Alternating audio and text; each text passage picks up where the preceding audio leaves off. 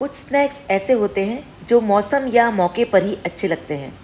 जैसे बारिश के पकोड़े ले लो, यानी पकोड़े तभी अच्छे लगते हैं जब झमाझम बारिश होती है। तो बारिश को देखते ही हमने भी अपना पकोड़े खाने का मन बना लिया।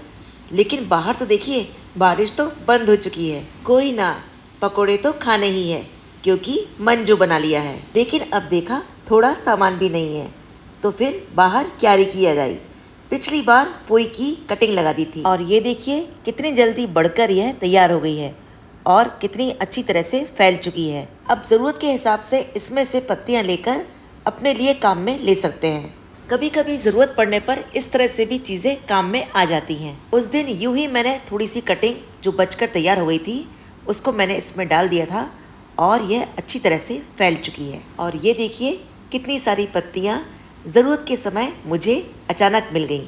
तो भाई मौका भी है, दस्तूर भी है, और अब तो पूरा सामान भी है, तो पकोड़े बना ही लिए जाए। कितनी सारी पत्तियां जो इकट्ठी हो गई हैं, और जो कुछ थोड़ा बहुत सामान है उसको भी अरेंज कर ही देते हैं। संध्या जी के आने का भी समय हो गया है, तो इससे पहले सारा क्लियर कर देते हैं। और कुछ यह मोटी वाली मिर्ची थी, इसको भी हम काम में ले लेते हैं।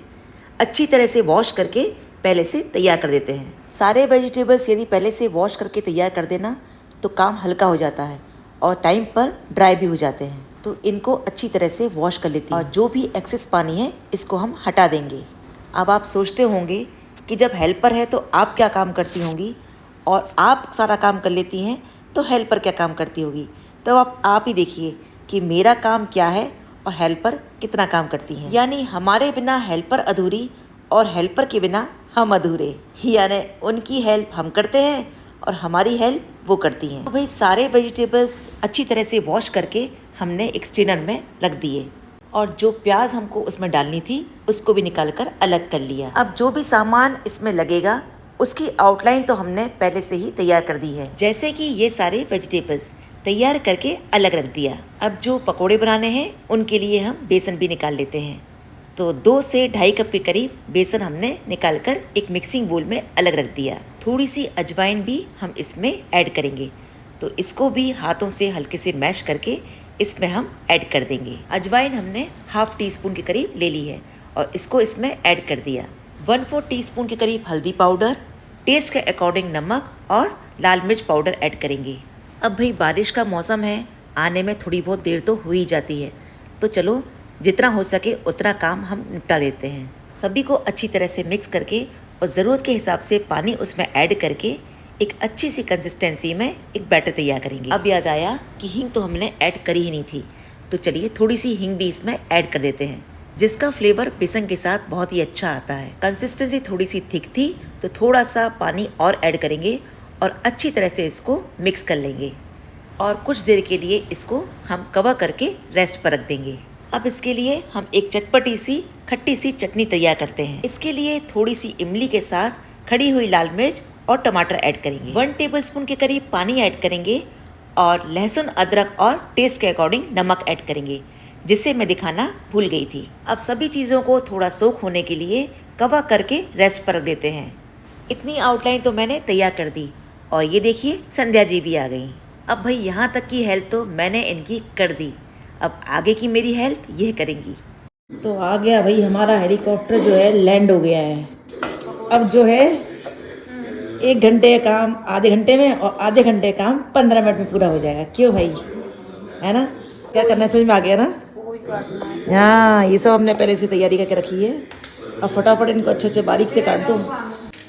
सब को बारीक काट देना, सब बारीक काट के रख दो, तब हम कढ़ाई रख देते हैं। फेवरेट चाकू ये लो। अब इसको फटाफट चलाओ मशीन की तरह। यह कढ़ाई का तेल भी अच्छी तरह से गर्म हो गया है। संध्या बिजी है, तो चलो पहला बैच मैं ही डाल देती हूँ। बैटर को पूरी तरह से हल्का और बाउंसी होने तक फेंट लेंगे। ये देखिए बैटर कितना हल्का और बाउंसी हो गया है। यहाँ संध्या ने वेजिटेबल्स को भी चॉप करके तैयार कर दिया है। अब इनको हम इस बैटर में ऐड करेंगे। बाकी पोई के पत्ते, धनिया और मिर्ची भी इन्होंने कट करके तैयार कर दी है, इसको भी इसमें हम ऐड कर लेते हैं और सारे वेजिटेबल्स को बैटर के साथ अच्छी तरह से मिक्स कर लेंगे ताकि कंसिस्टेंसी इवन हो जाए। यहाँ बारीक कटी हुई हरी मिर्च तो रही गई, इसको भी इसमें ऐड कर लेते हैं। यहाँ पूरी हरी मिर्ची मैंने इसमें डाल दी है ताकि बहुत ही ज़्यादा तीखा और चटपटा बन जाए। कानों में से धुआं निकलना चाहिए। और संध्या, बिना कोई शेप के इस तरह से टेढ़े आड़े पकोड़े बनाकर तैयार करना। खाने में बिल्कुल स्ट्रीट स्टाइल और मज़ेदार लगते हैं। वो कहते हैं ना, रफली शेप्ड पकोड़े। जब तक तुम अपने पकोड़े बनाओ, मैं अपना काम कर लेती हूँ। और ये मैं इसका मसाला पीसूंगी। कुछ सूखे खड़े मसाले लिए हैं, जिसमें ज़ीरा, धनिया, सौंफ, अजवाइन और दालचीनी जैसे और भी मसाले शामिल हैं। इसको पीसकर फाइन पाउडर बना लेंगे और सुबह खाली पेट हल्का सा नींबू और शहद डालकर एंजॉय करेंगे, जो कि डाइजेशन और वेट लॉस में बहुत हेल्पफुल रहता है और आपकी इम्यूनिटी को भी इम्प्रूव करता है। ये देखिए, इनको मैंने फाइनली पीस लिया है और एक अच्छे से बारीक पाउडर फॉर्म में कन्वर्ट कर लिया। अब एक स्ट्रेनर की हेल्प से हम इसको अच्छी तरह से छान लेंगे, जिसे छानने के बाद जो भी बचेगा उसको एक बार फिर से मिक्सर के जार में ग्राइंड कर लेंगे। वेट लॉस होगा, पर तुम मत पीना। तुम तो क्या किया करो, दूध और केला बनाना शेक पिया करो।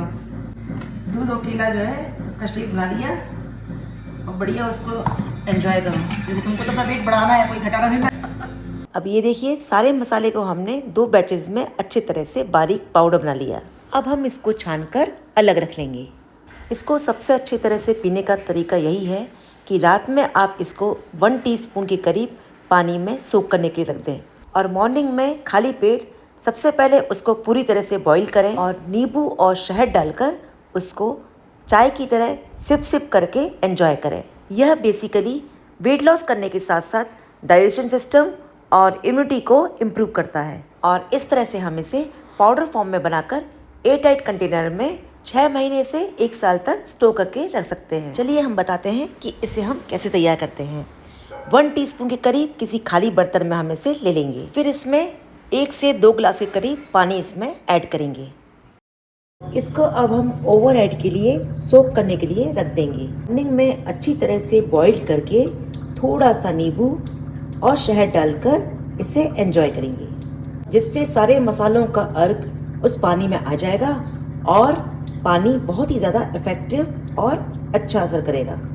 और इसको आप स्टोर करके 6 महीने से साल भर तक एंजॉय कर सकते हैं। और ये देखिए, संध्या जी ने हमारे लिए चटनी भी बनाकर तैयार कर ली है। वाओ, कितनी टेस्टी लग रही है।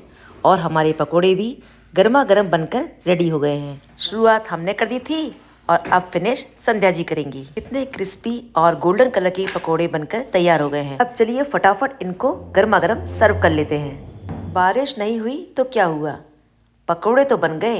अब भाई पकोड़े तो हमें टोमेटो केचप के साथ ही पसंद हैं, तो गर्मा गर्म पकोड़ों को टोमेटो केचप और खट्टी चटपटी चटनी के साथ सर्व कर लिया। और भाई अब तो मुझसे बिल्कुल भी रहा नहीं जा रहा है।